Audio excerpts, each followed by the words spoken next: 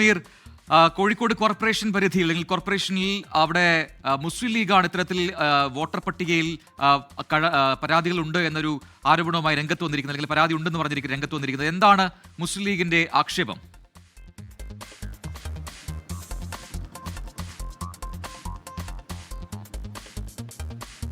തദ്ദേശ തെരഞ്ഞെടുപ്പുമായി ബന്ധപ്പെട്ട് പ്രസിദ്ധീകരിച്ച വോട്ടർ പട്ടികയിൽ വലിയ രീതിയിലുള്ള ക്രമക്കേടുണ്ട് എന്നാണ് മുസ്ലിം ലീഗ് ആരോപിക്കുന്നത്. അതുമായി ബന്ധപ്പെട്ടുള്ള രേഖകളും മുസ്ലിം ലീഗ് നേതൃത്വം പങ്കുവെക്കുന്നുണ്ട്.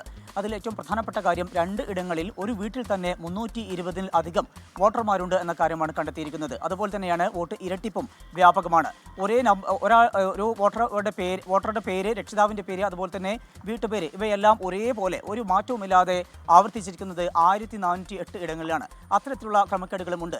അങ്ങനെ വിവിധ ഇടങ്ങളിൽ വലിയ രീതിയിലുള്ള ക്രമക്കേടുകളുണ്ട്. മാത്രമല്ല വീട്ടു നമ്പർ ഇല്ലാതെയും വോട്ടർമാരുണ്ട് എന്നുള്ള ഗുരുതരമായിട്ടുള്ള കണ്ടെത്തലുകളും ഈ വിഷയത്തിലുണ്ട്.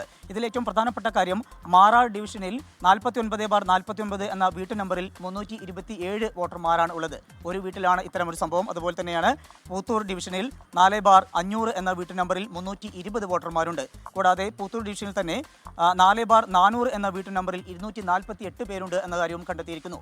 ഇത്തരത്തിൽ ഒരു വീട്ടിൽ ഇങ്ങനെ എത്രയധികം ആളുകളെ കൊള്ളാവുന്ന സാഹചര്യം നിലവിലില്ല. അത്തരമൊരു സാധ്യതയും നിലനിൽക്കുന്നില്ല. അത്തരമൊരു ഘട്ടം കൂടി ചൂണ്ടിക്കാണിച്ചുകൊണ്ടാണ് മുസ്ലിം ലീഗ് ഈ വിഷയത്തിൽ വളരെ ഗൗരവമായിട്ടുള്ള ആരോപണം ഉന്നയിക്കുന്നത്.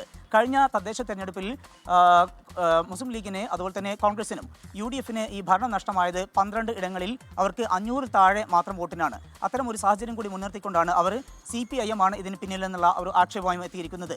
അതുകൊണ്ട് തന്നെ വിശദമായിട്ടുള്ള ഫീൽഡ് വെരിഫിക്കേഷൻ ആവശ്യമാണ്. ഈ കൃത്യമായിട്ടുള്ള അന്വേഷണം ഇല്ലാത്തതുകൊണ്ടാണ് ഇത്തരത്തിലുള്ള ഗുരുതരമായിട്ടുള്ള ക്രമക്കേട് ഉണ്ടാവുന്നത്. ആ ക്രമക്കേടിലൂടെ വീണ്ടും ഭരണത്തിലെത്താനാണ് CPIM ശ്രമിക്കുന്നത്, LDF ശ്രമിക്കുന്നത് എന്നാണ് ഇപ്പോൾ മുസ്ലിം ലീഗ് ആരോപിക്കുന്നത്. ഈ വിഷയവുമായി ബന്ധപ്പെട്ട് ജില്ലാ വരണാധികാരി കൂടിയായിട്ടുള്ള ജില്ലാ കളക്ടർക്ക് മുസ്ലിം ലീഗ് നേതൃത്വവും അതുപോലെ തന്നെ കോൺഗ്രസ് നേതൃത്വവും പരാതി നൽകിയിട്ടുണ്ട്. പ്രജിൻ, സമീർ സി മുഹമ്മദാണ് വിശദാംശങ്ങൾ നൽകിയത്.